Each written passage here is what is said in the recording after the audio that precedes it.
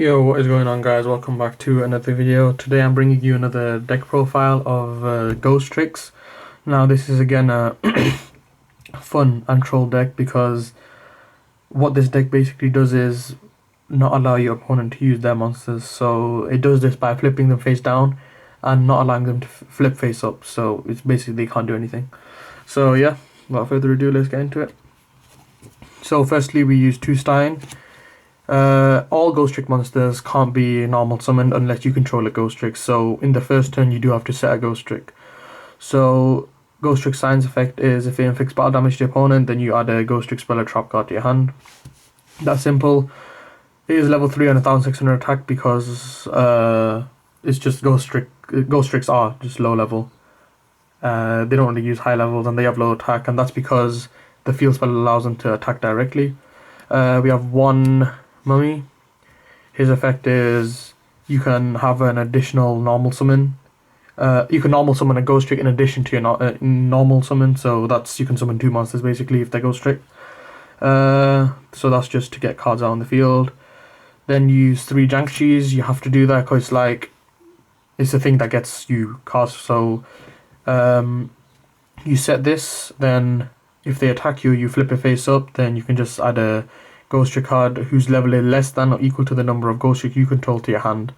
So if I have 4, then I can add a level 4 or lower from my deck to my hand, but seeing as Ghostricks only go up to level 3, so it's only going to be level 3, so you can just get the cards that you need to your hand, and then you can just flip it back face down and then use his effect again next turn. Next you have 2 Skeletons. Good card for making your opponent its effect is when it's flip face up, then your opponent banishes cards face up from their deck. When this card is flip face up, banish cards from the top of your opponent's deck face down up to the number of Ghostricks you control. So if you control 3 or 4, then they banish 4 cards face down. And the reason it's so good is because your opponent doesn't know what cards have gone, so they don't know what cards to expect or what cards to search for. So it is good in that sense, and if they're losing their deck, then they can't do anything later on in the game because they've not got the cards. And good against Cosmos as well, because Cosmos, you have to be able to see the cards that you're going to add from your banish to your hand, but if they're face down, then you don't know what to add. That's why that's really good. 1 Ghoul effect is basically you can choose one Ghostrick monster you control, and it gains attack. Its attack becomes the total of all of the original attack of all Ghostrick monsters you control. So the attacks are low, but when combined together, then it can become really high if you have like 4 or 5 monsters on the field. So that's just a fun card too, because this is the highest attack a Ghostrick monster can get. It's not going to get any higher than, say, 2,500 or whatever it is combined of all the attack. Unless you have like 3 of these, then it'll become pretty high. I use 1 Ghostrick YUGIOH. Basically, when it's destroyed by battle, the monster that destroyed it by... you can change the monster... Yeah. So the monster that destroys it, you can flip it face down defense position, and it can't be flipped face up. So again, that's where it comes in, where they attack it, it goes face down, and they can't flip it back face up. So that's one of their monsters gone, essentially, because they can't do anything with it unless they want to tribute someone, which is highly unlikely. Then I use 2 Ghostrick Dolls. This is actually a really, really good card. So when it's flip face up, during the end phase, you can flip as many cards down as you want, and then special summon a Ghostrick monster from your deck in face down defense position. So that includes your opponent as well. So if you have only this card and they have 2, then you flip those 2 cards face down, and then you can special summon another one, for example YUGIOH or another level 2 or lower face down in defense position. And this effect does also work if it leaves the field. So if they attack it and it gets destroyed, you can still special summon in the end because they've got 2 monsters. So that's why this card is really good. I use 1 Witch. Basically it's just once per turn change this card to face down defense position, which is with all the Ghostricks. and you can target one face up once the opponent controls change to face down defense position. So it's just all about getting your opponent's monster to face down defense position. Use 3 Spectres. Now Spectre is actually a really good card because when one of your Ghost Tricks is destroyed and sent to the graveyard, then its effect is you can reveal it and special summon it in face down defense position, and then you can draw 1 card. So any of these monsters die, reveal this, special summon it face down, and draw 1 card. So it's like free card, and you get defense as well. So if they're going to attack again, then they're going to attack this. So use 3 of them because you do need defense. Like even in the first turn, if you get this card, then it's good because you're going to set a card because you can't normal summon them. And then if one of your monsters does die, then you can just reveal, special summon the face down, and then draw 1 card. Next is 2 Jack Frosts. Jack Frost, again, it's like it works a bit like this, but when opponent declares a direct attack, then you can reveal this, change the opponent monster that's attacking to face down defense position, and then special summon this from your handed face down.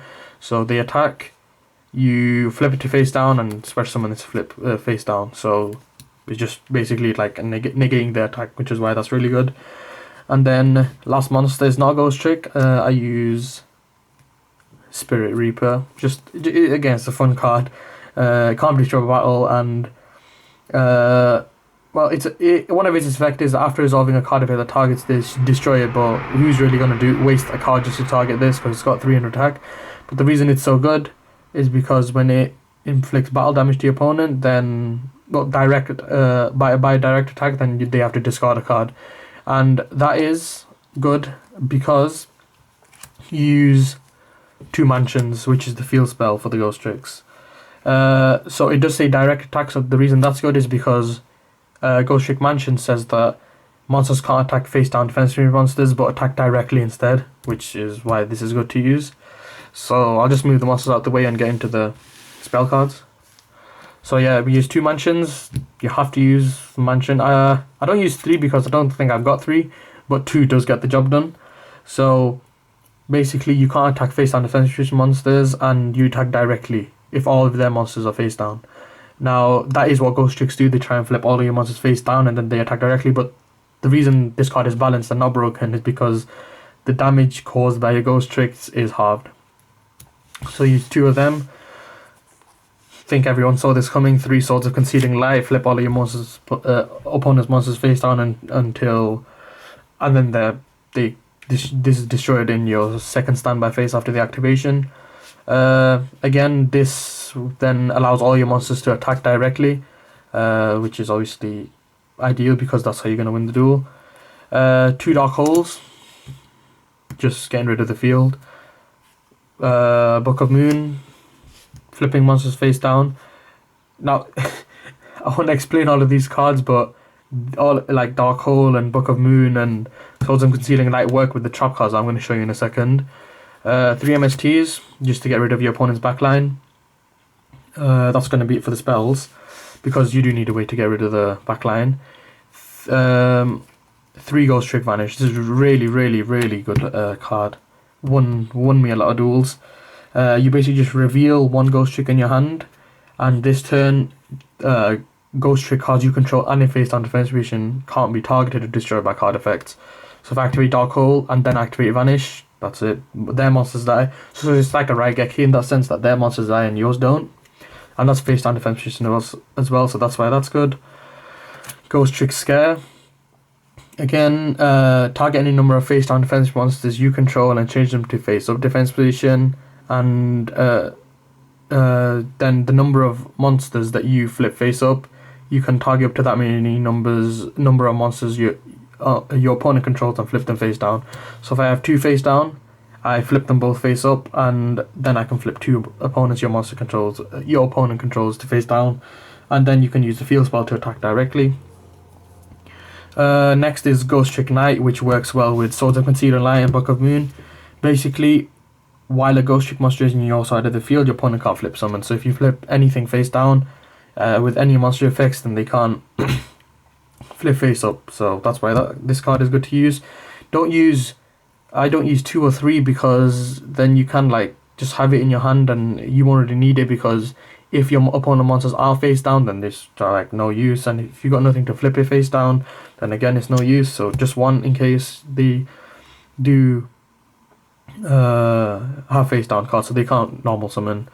One Ghost of a Grudge, really nice looking card, and basically if your opponent has 8 or more cards in their graveyard, then the attack of all monsters they control becomes 0. So even though they have low, Ghostricks have low attack, this is where this card comes in, so they all get 0, and then you can just pop them one by one. Ghostrick Break. Basically, when exactly one face of Ghostrick monster you control and no other cards is destroy a battle or an opponent's card effect and sent to the graveyard, then you can target 2 monsters in your graveyard with different names and special summon in face down defense position, like a Call of the Haunted, but 2 monsters. So, and I'm pretty sure this can summon XYZs as well, so that's why it's good to use this card. I would use multiples of all of these cards, but again, I want to keep it to 40 cards so you can get cards out on the field quicker. So last 3 cards we have 2 Mirror Force and Torrential Tribute. Mirror Force because they are weak monsters, so you do need a form of defense to defend yourself. So if they attack you, you activate Mirror Force. And Torrential Tribute again works good with Ghostrick Vanish, so if they summon a monster, you activate Torrential Tribute, then Vanish, so their monsters die and yours don't. So yeah, that's going to be it for the main deck. I might sound like I'm reading the cards because it's been quite a while since I've nearly knocked my camera then. Yeah, because it has been a while since I've played this deck, so yeah. Now the XYZs I use for this deck are only Ghostrick cards, because they're only level 3 or lower, and you know you only need to use you only need these cards in order to win a duel. So you have 2 Angel of Mischief, fun card. You just summon your other XYZs, and then you can put this over them. Her effect is basically if you have 10 XYZ material on this card, you win the duel. Like, okay. Also, you can attach your Ghostrick cards from your hand to this card, which is how you're supposed to get the 10. And you can just attach an XYZ material from this card to add 1 Ghostrick spell or trap from your deck to your hand. That's how you're going to be getting those Vanish and Scares and other, like Mansion as well. That's how you're going to be getting your spells and traps. Use 3 Alu cards, really, really, really good card, because its effect is you detach an XYZ material and you pop set cards. Now, as you can see, nearly all the cards make cards going to face down defense position, so you can clear back row and front row. Like even strong monsters, if they're face down, you can just keep popping them. And with Mansion, if they're face down in the first place, you can attack then pop, or just attack directly.